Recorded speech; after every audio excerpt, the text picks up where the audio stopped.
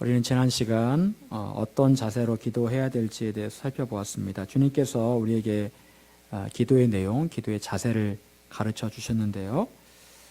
이것은 기도의 어떤 모범적인 모습이라고 볼 수가 있습니다. 우리는 어떻게 기도해야 됩니까? 지난주에 주님 가르쳐 주신 그 내용 가운데 가장 중요한 단어가 하나 있다고 그랬죠. 간청함.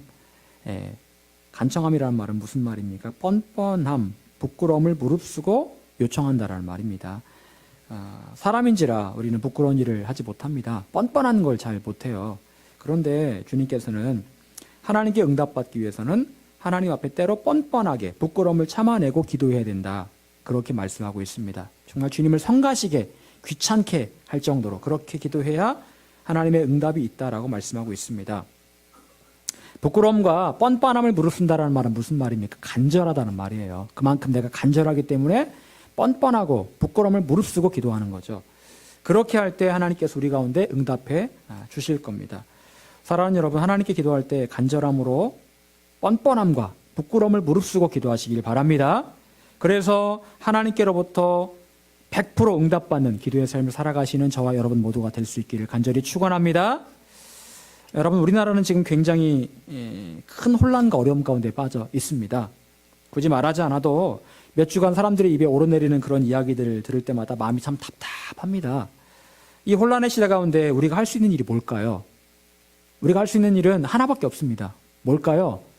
기도하는 일밖에 없습니다. 나라와 민족을 위해서 기도하는 것 외에는 달리 우리가 할 수 있는 일이 없습니다. 여러분, 이 어려운 시대에 우리가 기도의 삶을 살아야 되는 겁니다. 기도의 삶을 살아갈 때 하나님께서 우리 기도를 들으시고 이 나라 이 민족을 지키시고 인도하실 것을 믿습니다. 지난주에 다니엘 기도의 시간에 한 분의 간증을 듣게 되었습니다. 그분은 지금 어떤 한의원 원장을 하시는 그런 분이세요. 그런 분이신데 이분의 간증을 들어보니까 참 파란만장합니다. 이분이 남의 집에서 어렸을 때부터 살았답니다. 이렇게 친척 집에 살았는데 그렇게 구박을 많이 받았대요. 그래서 맛있는 거 있으면 자기들끼리만 먹고 이제 이분한테는 안 주고 이제 그렇게 살았대요. 정말 치사하게 사는 거죠. 치사하게 그렇게 행동을 한 거죠. 그 고생을 하고 너무 힘들어서 중학교 때 이분이 자살을 하려고 했답니다. 그래서 목을 매기도 하고 이렇게 약을 먹고 자살할 생각도 한번 해보고 떨어져 죽을 생각도 한번 해보고 그랬답니다. 이제 그러다가 이제 결국엔 자살을 하지는 못하고 이렇게 겨우겨우 살았대요. 근데 이분이 달리 할 게 없어서 공부를 정말 열심히 했답니다. 공부를 열심히 했는데 열심히 한 만큼 성적이 잘 나오더라는 거예요. 그래서 이분이 이제 대학 시험을 치르게 되었는데 대학 시험을 치르기 얼마 전부터 눈이 이렇게 안 보이더라는 겁니다. 점점 눈이 안 보이더라는 거예요. 그래서 친척 형으로부터 이제 병원을 다녀오라는 그런 이제 그런 이야기를 듣고 돈을 좀 받고 병원에 갔는데 병원에서 의사가 하는 말이 이제 눈이 안 보일 거다라는 그런 말을 했다랍니다. 그래서 이분이 이제 뭐 대학 시험이 얼마 안 남았는데 굉장히 절망을 한 거죠. 그때 기도했답니다. 하나님께 기도하기를 하나님 제가 이 시험이 얼마 안 남았는데 시험 볼 때까지는 좀 제 눈을 좀 이렇게 좀 밝게 좀 보여주십시오. 이렇게 기도를 했답니다. 그리고 나서 눈을 떴는데 눈이 어떻게 됐을까요? 아주 잘 보이는 거예요, 눈이요. 그래서 이분이 시험을 잘 치르고 그 이후로도 계속 눈이 잘 이렇게 보였답니다. 근데 한의대 이분이 진학을 했는데 경희대 한의대에 진학을 했는데 그 이후로도 삶이 굉장히 어려웠대요. 그래서 한의대를 이제 자퇴를 하려고 했는데 학교에서 자퇴는 하지 마라. 그냥 이렇게 자퇴하지 말고 그냥 휴학으로 해라, 처리해라. 들어오기도 힘든데 그렇게 얘기를 했답니다. 그래서 휴학 처리를 해놓고 있는데 그 안에 이제 여러 가지 일을 많이 했겠죠. 근데 너무 힘들다라는 거예요. 죽을 뻔한 위기를 몇 번을 겪고 뭐 자동차 사고로 자동차가 완전히 완파돼서 죽을 뻔했고 이 자전거를 타고 가다가 갑자기 이렇게 날라서 그냥 죽을 뻔했고 그랬답니다. 그리고 이분이 또 천국과 지옥도 갔다 왔대요. 천국과 지옥도 갔다 왔는데 이분 말로는 자세한 이야기는 이제 안 하고 하는데 그분 말로는 그렇게 얘기를 하는 거예요. 천국과 지옥의 차이점을 자기가 느낀 건 하나랍니다. 천국은요 인구 밀도가 굉장히 낮대요. 그래서 이제 여기서 한 사람 있잖아요. 그러면 또 한 사람이 저 멀리 있다며. 그래서 멀리 있기 때문에 이제 그 사람 만나려면 한참 가야 된대요. 막 이제 크게 소리를 지르든지 해야 된대요. 이 천국이 이렇게 인구 밀도가 굉장히 낮대요. 사람이 별로 없다라는 거죠. 지옥에 갔는데요. 지옥은요 인구 밀도 그렇게 높답니다. 바로 옆에 사람들이 꽉 차 있대요. 근데 그들이 다 고통 가운데 있다라는 거죠. 그런 얘기를 하시더라고요. 더 이상 이제 중요한 이제 시간 관계상 많은 얘기는 하지 않았지만 그런 얘기를 하더랍니다. 보통 사람 같으면 도저히 이해할 수 없는 그런 고통과 고난을 이분이 겪으셨어요. 그리고 하나님의 은혜로 결국 여기까지 오게 되었다라는 그런 간증을 그분이 이제 하게 되었습니다. 정말 그분은 특별한 기적의 삶을 사신 그런 분이었습니다. 여러분 유튜브에 이태원 원장이라는 그런 이름으로 쳐보면 아마 그분의 간증이 나올 것 같아요. 여러분 때로 우리는 어떤 기도를 합니까? 그런 기도를 합니다. 하나님 나에게 이런 기적을 주십시오. 하나님 나에게 이런 기적을 좀 주십시오. 그러면 제가 정말 제가 정말 하나님 정말 잘 믿겠습니다. 그런 기도를 하는 경우가 종종 있습니다.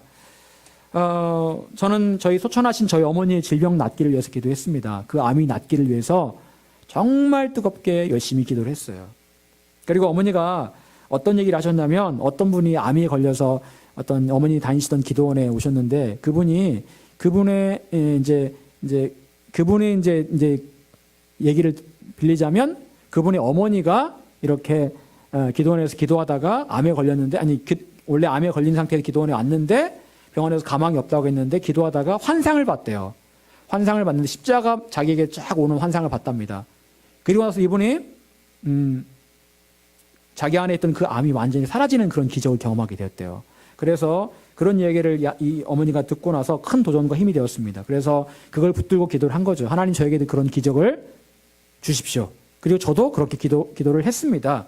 그런데 그런 기적을 달라고 기도했지만 기적의 역사는 일어나지 않았어요. 그리고 어머니는 하나님의 나라에 가셨습니다. 기도할 때마다 제가 보는 거는 어머니가 그 하나님의 나라에서 정말 행복해 하시는 걸 보여요. 이렇게. 그리고 그 젊으셨을 때 정말 그 모습 있죠. 그 모습으로 계신 게 보이거든요. 어쨌든요. 여러분 기적은 쉽게 이렇게 일어나지 않더라는 겁니다. 성경을 보게 되면 기적의 이야기가 참 많이 나옵니다. 중풍에 걸렸던 사람이 낫고 죽어서 4일이나 되었던 나사로가 살아나고 안진뱅이에 일어나는 기적들, 수많은 기적들이 성경에 나타나고 있습니다.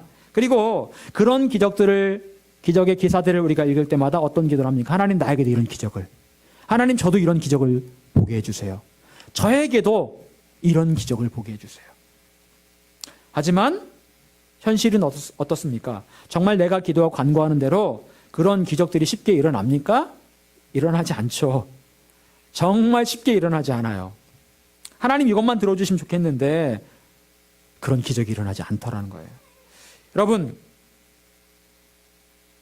우리는 오늘 말씀을 통해서 기적만을 바라는 세대, 표적만을 구하는 세대에 대해서 주님께서 뭐라고 말씀하시는지를 한번 살펴볼 필요가 있습니다.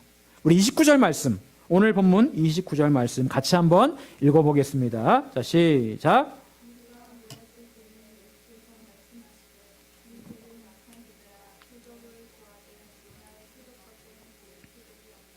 아멘. 여기서 말하는 표적이란 바로 기적을 말하는 거예요. 미라클을 말하는 겁니다. 눈에 보이는 누구나 확인할 수 있는 그런 기적.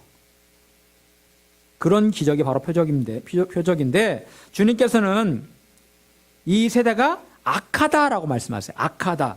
자, 그리고 이 악한 세대의 특징은 뭐라고요? 눈에 보이는 기적만을 바란다라는 겁니다. 눈에 보이는 기적에 열광하는 세대가 바로 악한 세대다라고 말씀하고 있다. 11장 16절에서 또한 이렇게 말씀하십니다. 또 더러는 예수를 시험하여 하늘로부터 오는 표적을 구하니, 어떤 사람들이 있었는데 그 사람들이 예수님께 뭘 구했다는 거예요? 하늘로부터 오는 표적을 구했는데 그 의도가 뭐라고요? 시험하기 위해서, 예수님을 시험하기 위해서 표적을 구했다. 쉽게 말하면 이 표적을 보여주시면 내가 예수님 믿겠습니다 라고 그렇게 예수님을 시험하고 있다는 거예요. 여러분, 정말 우리가 내 눈앞에서 엄청난 기적을 보게 된다면 사람들은 예수님을 더 잘 믿을 수 있을까요? 내가 정말 내 눈앞에서 그런 기적을 보게 되면 나는 정말 예수님 더 잘 믿을 수 있을까요? 어떨 것 같으세요? 그럴 것 같죠? 이런 기적을 내가 경험하면 정말 잘 믿을 것 같죠? 여러분, 저희 돌아가신 작은아버지가 예전에 그런 기적을 경험했었어요. 이제 어떤 사고로 이 다리가 거의 이제 마비된 상태였었거든요. 그래서 그 당시에 이제 전주 예수병원이라고 거기에 가서 치료를 받았는데 이게 잘 안 됐어요. 근데 저희 작은아버지가 어떤 분의 기도로 이 병이 나아버린 거예요. 이게 마비 증세가 나아버린 거예요. 저는 그걸 기억하지 못합니다. 그런데 제가 기억하는 거는 작은아버지가 멀쩡했다라는 거예요. 그런데 작은아버지가 그 이후로 이제 교회를 다니기 시작했거든요. 그래서 이제 집사님이 되셨는데, 근데 그때 그런 기적을 경험했으니까 잘 이렇게 신앙생활 잘해야 되잖아요. 그런데 제가 기억하는 작은아버지는 맨날 술 드시고 말 그대로 이게 날라리 집사. 그런 기적을 경험했지만 실제로 그분의 삶은 그렇게 썩 믿음 생활을 썩 잘하지는 못했다라고 제가 기억을 하고 있습니다. 여러분, 사람들은요, 기적을 경험하면 정말 열심히 잘 믿을 것처럼 그렇게 생각을 합니다. 여러분, 그런데 꼭 그렇지만은 않다라는 거예요. 어쩌면 세상에는 많은 기적들로 가득합니다. 이 세상이 우리 눈에 뜨이지 않았지만 엄청나게 많은 기적들로 가득할지 몰라요. 기적이 가득한 세대에 우리가 살고 있는지 모릅니다. 그런데 사람들은요, 그걸 기적으로 보지 않아요. 그냥 놀라는 것 정도로 끝나고 금방 아무렇지 않게 생각을 하고 있다라는 거죠. 예수님께서는요, 기적을 보여달라고 요청하는 사람들을 바라보시면서 이 세대가 악하다. 너희들 참 악하구나라고 말씀하세요. 왜 나한테 기적만 보여달라고 하니? 참 악하구나. 이렇게 말씀을 하고 계신다라는 겁니다. 여러분, 저는요, 우리 교회에서 이 기적들이 우리가 알고 있는 상식처럼 일어나기를 소망합니다. 기도하면 질병이 다 낫고, 기도하면 문제가 해결되고, 기도하면 귀신이 떠나가고, 이런 일들이 우리 교회 가운데 상식처럼 일어나기를 소망하는 사람이에요. 성령의 강력한 임재가 있다면 능히 이런 일이 일어날 겁니다. 그런데 그런 일이 쉽게 일어나지는 않더라는 거예요. 여러분, 40년간의 광야에서 이스라엘 백성들이 어쩌면 원했던 게 뭐였을까요? 매일같이 홍해가 갈라지는 것 같은 그런 기적을 그들은 원했을지 모릅니다. 하지만 홍해가 갈라지는 그런 놀라운 기적들이 매일 일어났을까요? 그런 기적은 매일 일어나지 않았어요. 그리고 그들은 매일 하나님을 원망하고 하나님 앞에 불평과 불만을 털어놓았습니다.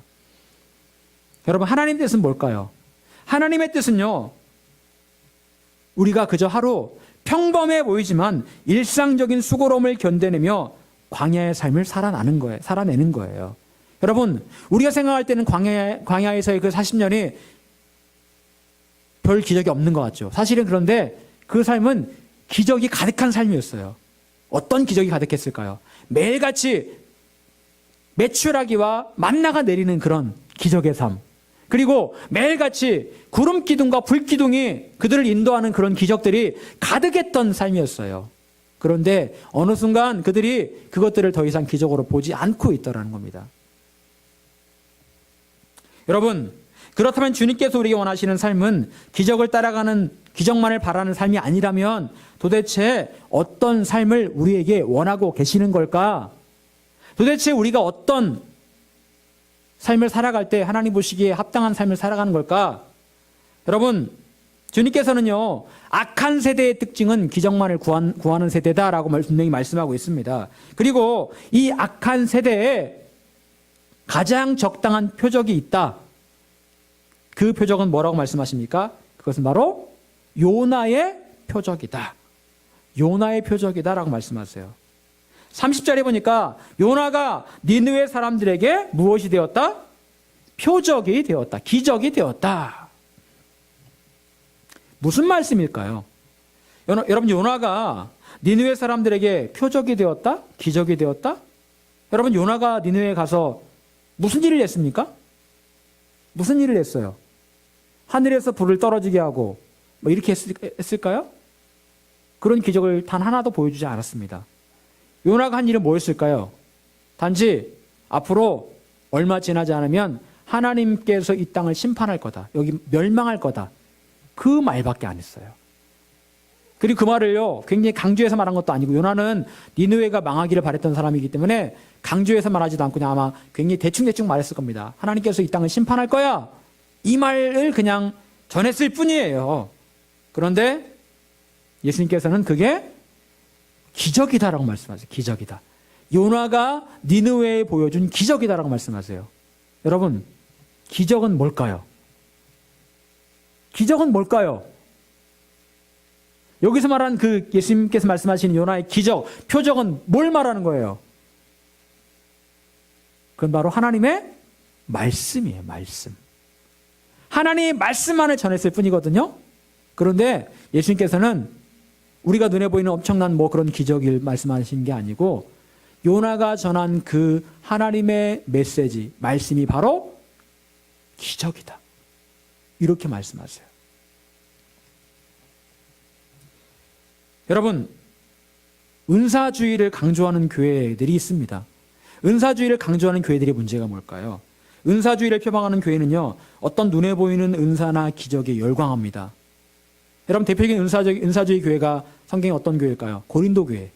고린도 교회가 은사주의 교회입니다. 그러다 보니까 이 더 큰 기적이 일어나지 않으면 시시한 거예요.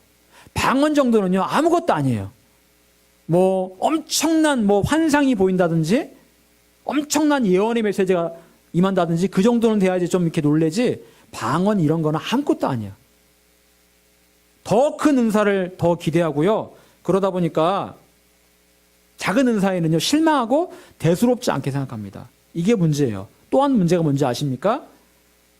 또 한 가지 문제는요, 성경을 덮어버려요. 성경을 덮어버리고 한 개인에게 주시는 그 예언 자체를 주목을 합니다. 말씀이 중요한 게 아니고 그 사람의 예언이 중요하지 이렇게 나가버려요. 성경이 하나도 안 중요해져 버려요. 이상하게. 은사주의의 문제는 이겁니다. 말씀이 뒷전이 돼버리는 거예요. 점점점 교회가 변질되고 교회 질서가 흐트러집니다. 그 교회의 목사보다도 담임 목사보다도 예언하는 어떤 집사의 이야기가 더 중요한 거예요. 질서가 흐트러져 버린다는 게 문제예요. 여러분, 그래서 바울 사도가 고린도 교회를 향해서 어떤 은사보다 중요한 것은 바로 사랑이다라고 그렇게 권면하고 있었던 겁니다. 여러분, 시대가 악해질수록 우리가 더 든든하게 붙잡아야 될 게 뭘까요? 기적입니까? 눈에 보이는 어떤 현상이에요? 어떤 응답의 어떤 결과일까요? 그걸 우리가 붙들어야 돼요? 아닙니다. 주님께서는요, 이 악한 세대에 꼭 필요한 것은 기적이 아니야. 하나님의 말씀이야. 말씀을 붙들어. 말씀이 너에게 기적이야. 이렇게 말씀하고 계신다. 말씀이 나의 삶의 믿음 생활에 든든한 반석이 될 때 이 악한 세대에 넘어지지 않을 거다. 이렇게 말씀하고 있는 거예요. 여러분, 그렇다면 우리는 어떻게 이 말씀이라는 반석 위에 든든하게 서 있을 수 있을까요? 첫 번째, 말씀을 수용하고 말씀에 복종해야 됩니다. 말씀에 복종해야 돼요. 여러분, 매주 제가 여러분에게 설교를 합니다. 여러분 나름대로 설교 잘 듣고 또 말씀 평소에 읽고 계신 줄 믿습니다. 가히 요즘은 말씀의 홍수시대라고 봐도 무방할 정도로 얼마나 말씀이 많은지 몰라요. 그런데 문제가 있습니다. 말씀을 듣기는 들어도 그 말씀이 우리의 삶에 아무런 영향력도 미치지 못하고 있는 게 문제라는 거예요. 말씀을 듣고 묵상한 대로만 살아간다면 지금 이 나라 이 민족은 이렇게 되지 않았을 겁니다. 여러분, 현재 우리나라 국회의원 중에서 교회 다니는 사람들이 얼마인 줄 아십니까? 현재 88명이랍니다. 30%. 여러분, 전년도, 그 전에 2013년도에 국회의원 중에서 120명이 크리스찬이었어요. 40%. 여러분, 그런데 국회의원이 40%가 크리스찬이고 30%가 크리스찬인데 국회가 정말 엄청나게 변했을까요? 우리가 생각하는 체감 지수는 그렇게 크지 않아요. 똑같은 것 같아요. 세상에 크리스찬이 참 많습니다. 대략 우리나라에 천만 정도의 크리스찬이 있다고 합니다.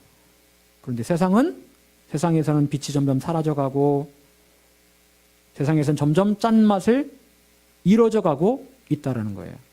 여러분, 그렇다면 우리는 어떻게 이 말씀의 영향력 아래 능력 있는 삶을 살아갈 수 있을까? 예수님께서는 오늘 말씀 가운데 한 사람의 예를 들고 계십니다. 31절에 보니까 누구의 이야기가 나옵니까? 남방여왕, 솔로몬 시대 남방여왕의 이야기가 나옵니다.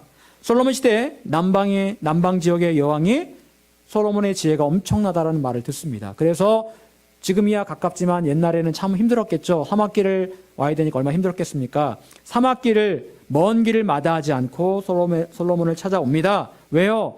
지혜의 말씀을 듣기 위해서 솔로몬을 찾아옵니다. 예수님께서는 그리고 말씀하시기를 이 남방 여왕을 본받으라라고 말씀하고 계시는 거예요. 그리고 지금은 솔로몬보다 더 큰 예수님이 계신데 너희가 최소한 남방 여왕보다는 더 나의 말을 듣는데 힘써야 되지 않겠느냐라고 말씀을 하고 계시는 거예요. 여러분, 이 남방 여왕을 통해서 우리가 배울 수 있는 말씀에 대한 자세는 어떤 자세일까요? 남방 여왕은요, 솔로몬을 찾아온 이유가 딱 한 가지입니다. 솔로몬의 지혜의 말을 듣기 위해서 찾아온 거예요. 다른 이유는 없습니다.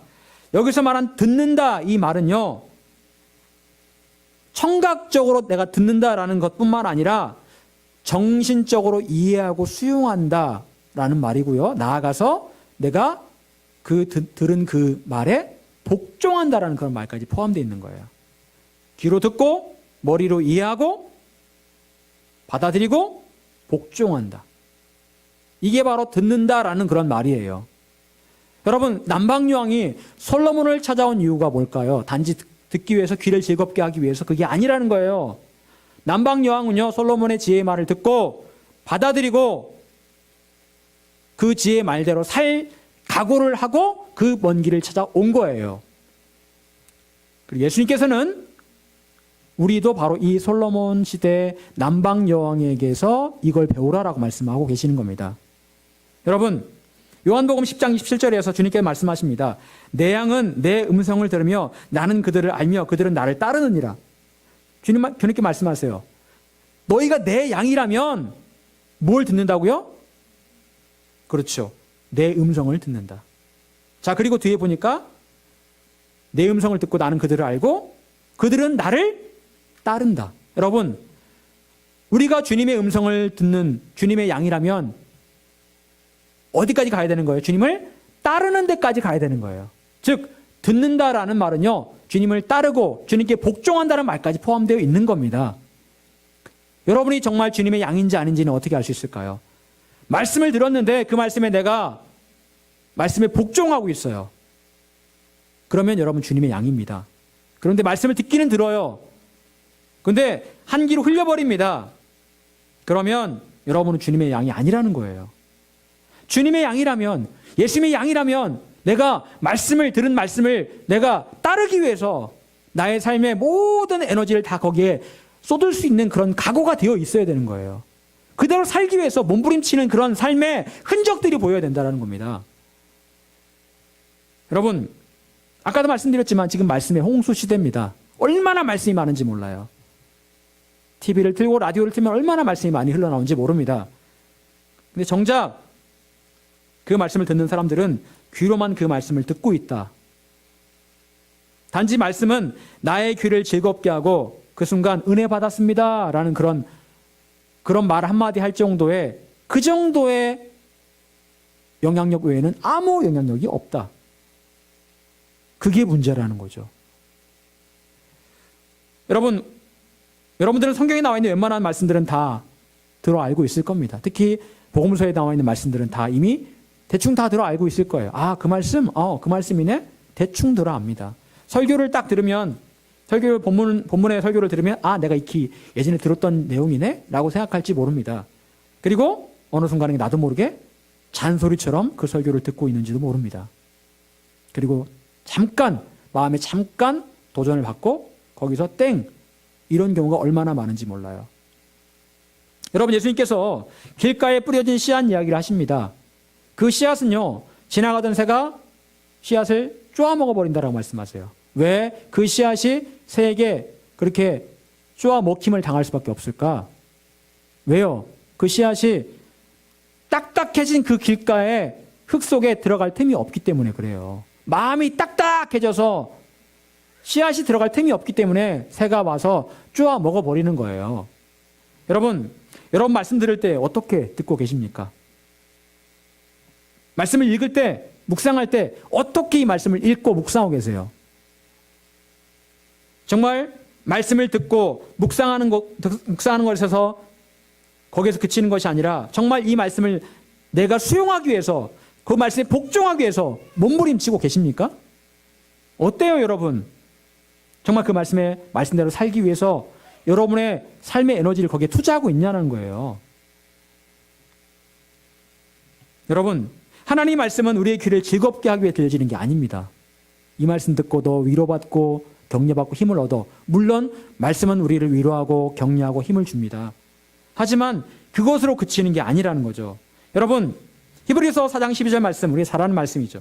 하나님의 말씀은 살아있고 활력이 있어 좌우의 날선 어떤 검보다 예리하여 혼과 영과 및 관절과 골수를 찔러 쪼개기까지 하며 또 마음의 생각과 뜻을 판단하나니. 여러분, 하나님의 말씀은 죽었습니까? 살아있습니까? 살아있다라고 말씀하고 있죠. 그리고 살아있어서 어떻게 한다고요?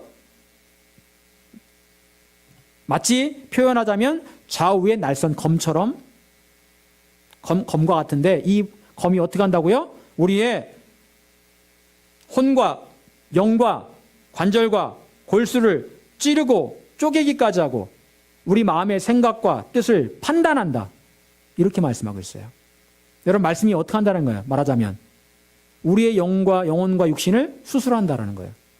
수술할 때 찌르고 쪼개고 그렇게 하잖아요. 그런데 인간의 수술은 우리 육신밖에는 수술하지 못합니다. 하지만 말씀은요, 우리의 영과 혼과 육까지 다 수술한다. 수술하고 찌르고 쪼갠다 라고 말씀하고 있어요. 여러분, 그 말씀이 우리의 영혼을 치유하고 그리고 우리 육신을 치유한다. 여러분, 어떻게 귀신에 떠나가고 질병이 낫는 역사가 일어날까요? 어떻게요? 말씀을 통해서 그 일이 이루어지는 거예요. 여러분, 성령의 검이 뭐라고 했습니까? 말씀이라고 그랬죠. 성령께서 뭘 통해 역사하신다고요? 말씀을 통해 역사하시는 거예요. 말씀과 성령은 밀접한 관계가 있는 거예요. 여러분, 우리는 기적을 구합니다. 하나님, 기적을 주세요. 불을 내려주세요. 그런데 그 실제적인 기적은 어디에서 일어난다고요? 말씀을 내가 받아들이고 말씀을 어떻게 할 때? 복종할 때. 말씀이 나를 납작 엎드리고 복종할 때 그 말씀이 나의 영과 혼과 육을 찌르고 쪼개고 나의 육신의 관절과 골수를 찌르고 쪼갠다라는 거예요. 그리고 어느 순간인가 내가 치료받았다라는 겁니다. 지난주에 또 어제까지 이제 이틀 동안 말씀을 간증하신 장로님이 계신데요. 79세 장로님이세요. 미국에서 대학에서 교수를 하셨던 분인데 대단하시더라고요, 진짜. 근데 이분이요, 암에 2번 걸렸었답니다. 암에 2번 걸렸는데 둘 다 병원에서 가망 없다라고 말했답니다. 그런데 하나님께 기도할 때 이분의 그 암이 완전히 나아버렸어요. 어떻게 이 일이 가능했습니까? 하나님의 말씀이 그 안에 임한 거예요. 그리고 그를 치료한 겁니다. 여러분, 기적은요, 다른 곳에 있는 게 아니에요. 말씀을 받아들이고 복종할 때에 거기에서 기적이 나타납니다. 어느 순간 그 말씀들이 나의 영과 혼과 육과 내 육신을 그리고 나의 관절 골수를 찌르고 쪼개는 그런 경험들을 하게 되는 거예요. 여러분, 말씀이 여러분 안에 살아있게 말씀을 온전히 받아들이고 복종하시기를 축원합니다. 그래서 여러분의 영혼과 육신이 온전하게 치유받기를 간절히 축원합니다. 두 번째, 우리 말씀을 통해서 나의 마음을 바꾸는 회개가 필요합니다. 예수님께서는 이 악한 세대 가운데 말씀의 반석 위에 서 있는 삶을 강조해서 말씀하시는데요. 그리고 그러면서 두 번째로 예를 들어 하시는 그 사람들이 바로 누굴까요? 니느웨 사람들. 처음에는 시바 여왕, 남방 여왕이었고요. 두 번째는 니느웨 사람들이었습니다. 32절 보니까요. 심판 때에 니느웨 사람들이 일어나 이 세대 사람을 정죄하리니 이는 그들의 그들이 요나의 전도를 듣고 회개하였음이거니와 요나보다 더 큰 이가 여기 있느니라. 자, 니느웨 사람들이요, 요나가 전한 그 말씀을 듣고 한 일이 딱 한 가지 있습니다. 뭘까요? 회개했습니다. 회개. 여러분, 이 악한 세대 가운데 뭐가 필요합니까? 회개가 필요해요. 회개란 뭘까요?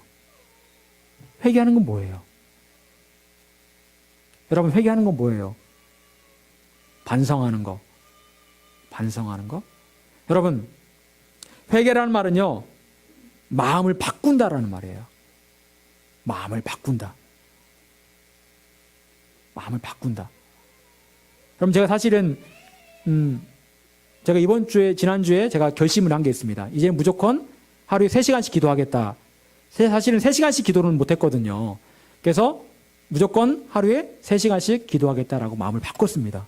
근데 마음을 바꾸고 여러분, 마음을 바꾸는 게 얼마나 중요한지 모릅니다. 행동은요, 마음을 따라가게 돼 있어요. 근데 마음이 준비가 안 돼 있으면 행동이 안 돼요. 왜 우리가 게을러지는 거예요? 마음이 게을렀기 때문에 그래요. 내가 마음을 다잡고 결심하면 바뀝니다. 니느웨 사람들은요, 요나의 그 메시지를, 하나님께서 요나를 통해 전하신 그 메시지를 듣고 마음을 바꿨어요. 그러니까 그들이 갑자기 베옷을 입고 금식하고 죄를 뒤집어 쓰고 회개하기 시작한 거예요. 그리고 그렇게 했을 때 하나님께서 그들에게 긍휼을 베풀어 주셨던 겁니다. 여러분, 아까도 말씀드렸지만 말씀을 듣고 우리가 위로받고 격려받고 힘을 얻는 거 중요합니다. 하지만요, 또 중요한 게 있어요. 그것은 바로 이 말씀을 듣고 우리가 가졌던 잘못된 마음을 버리고 마음을 바꾸는 거예요. 마음을 새롭게 하는 겁니다. 돌아서는 거예요.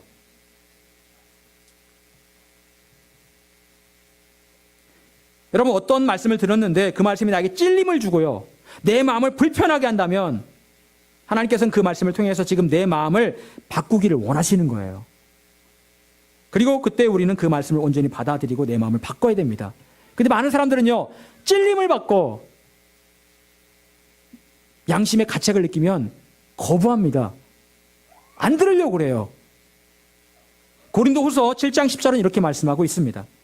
하나님의 뜻대로 하는 근심은 후회할 것이 없는 구원에 이르게 하는 회개를 이루는 것이요, 세상 근심은 사망을 이루는 것이니라.